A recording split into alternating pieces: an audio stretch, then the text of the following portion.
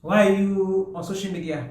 Why are you posting? I thought she just lost her husband. I thought she just lost her child. If you want to shout, you shout. If you want to roll, you roll. If you want to scream, my dear, scream. Hi, I know this is not a regular content, but I'm not here for clickbaits. I will just pour my soul into this channel as much as I am. I know some of you like to hear about agriculture or poultry or money or lifestyle or travel, but I'm also going to put emotions into my videos so that you can know the real me. Well, today I want to talk about grief. How do you deal with grief? This is how I dealt with mine, or this is how I'm still dealing with mine. Number one, grief never goes away. I am not here to tell you how to manage your grief or what I did to get over my grief. I'm still in grief even 2 years later. But I'm here to tell you how to manage your grief because this works for me and I'm just moved to the spirit to say it. Okay, so you need to allow yourself to feel every emotion, every anger, everything you feel. You need to allow yourself to do it. I didn't do that during my time. I had to block off a lot of things. And also there's a narrative that comes with when people come to see you. They are like, oh, it's well, oh, be strong, don't cry. Some even get so angry telling you, don't cry now, you're a strong person now. No, no, no, no, no, you shouldn't cry. I know they are saying this from a good place, but I'm here to say that you should cry. If you want to cry, please cry it out. If you want to let out your emotions, please do it and do it well. Because for me, I bottled up a lot of emotions because of, I had to, you can see that I cannot even still call who died. It's been more than 2 years. I can't still talk about it. But let me just talk about the grief. I was forced by what was bestowed upon my shoulder as the eldest, or as the first, or as somebody that carries the mantle to be strong. And each time those, will I call them people that come to condolence visits, they'll tell you, don't, no, thank you, oh, you're a strong girl. I was fighting emotions just to be accepted by people who don't want to see me break down. They use words like, be strong for your wife, be strong for your kids, be strong for your husband, be strong for your father, be strong for your mother. No, go through every anger. You have to let yourself feel every stage of grief so that it can be better. Whew. So when good things happen to me, I will talk to him like he's here. I'm like, you're seeing this. I'm doing this for you. Your girl got this.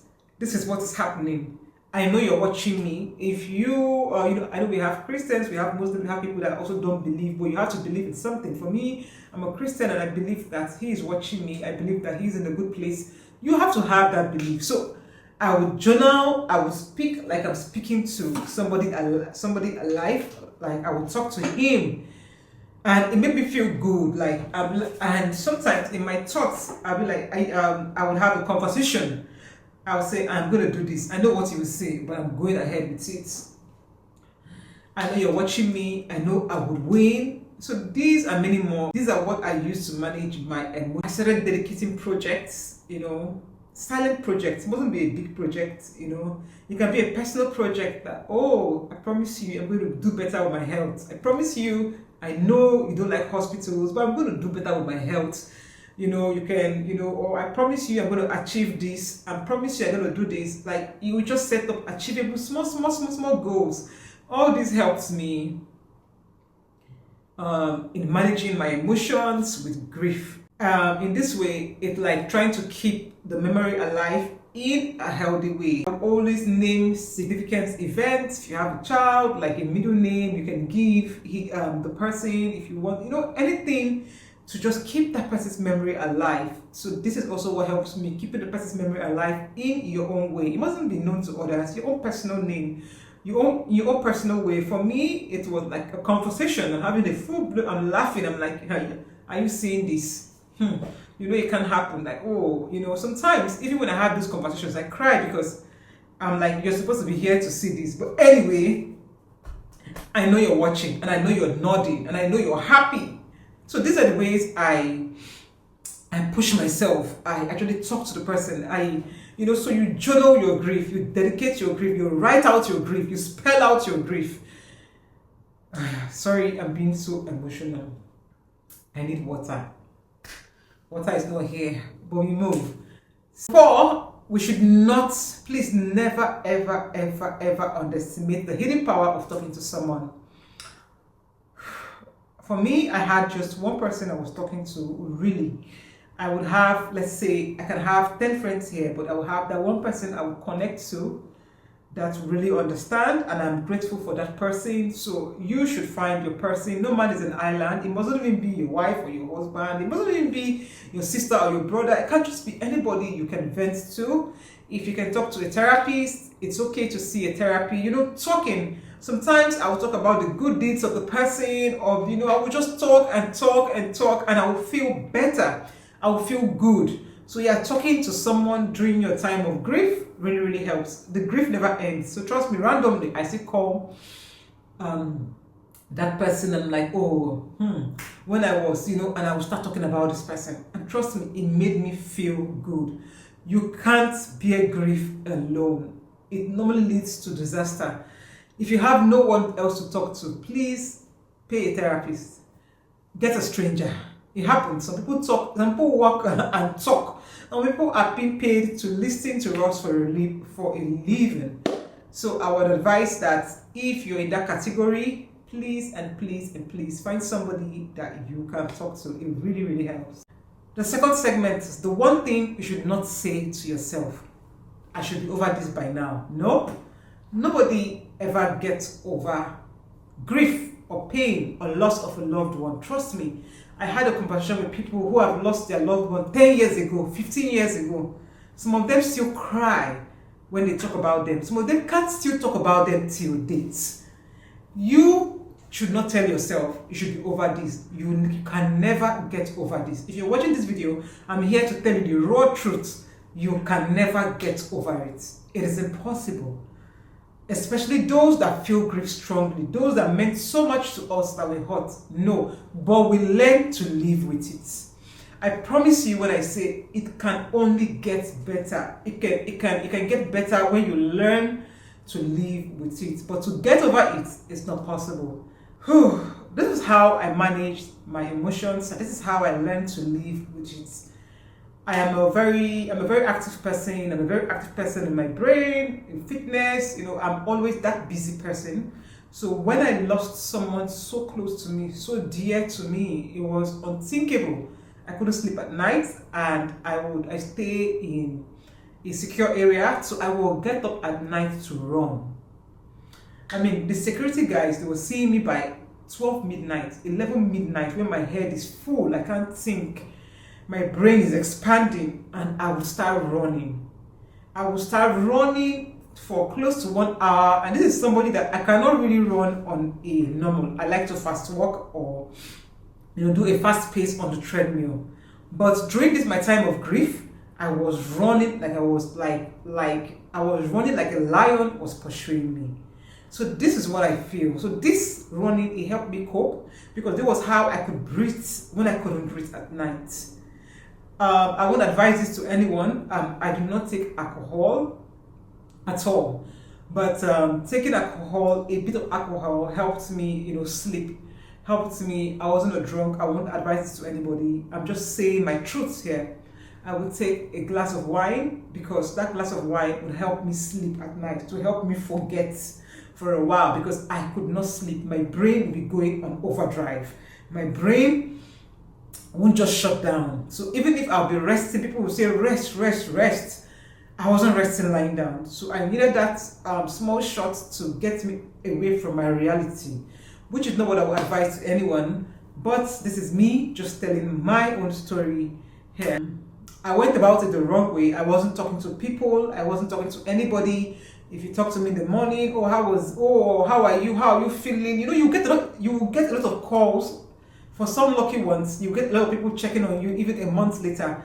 I would be lying to them. I would say, oh, I'm fine, don't worry, I'm good, I'm fine. I will fake a laugh just so that everybody can be cool. But at night, when I'm lying down with my thoughts, I am not fine. Because during the day, I will occupy myself. I'll be going to the farm. I'll be shooting videos for brands. I'll be doing a lot. In fact, during that time, I started shooting videos. This is what birthed my shooting videos, not here on this channel, on other social media platforms. I even enrolled for a class, because I couldn't keep still with my brain. I felt like if I was still, I would choke. I felt like if I was still, I might not see the next day. That was how it was for me, for my kind of person. So I had to exert myself so much that by 6 o'clock or 7 o'clock, by the end of the day, I'm tired, I'm exhausted, just to sleep. But these are healthy ways. You can do it instead of going my way. You can journal your thoughts. For people who like writing, pen it down, talk to them. This started helping me much later. I started journaling. I would talk to him.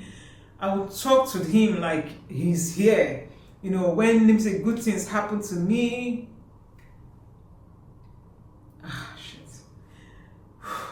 1 minute, please.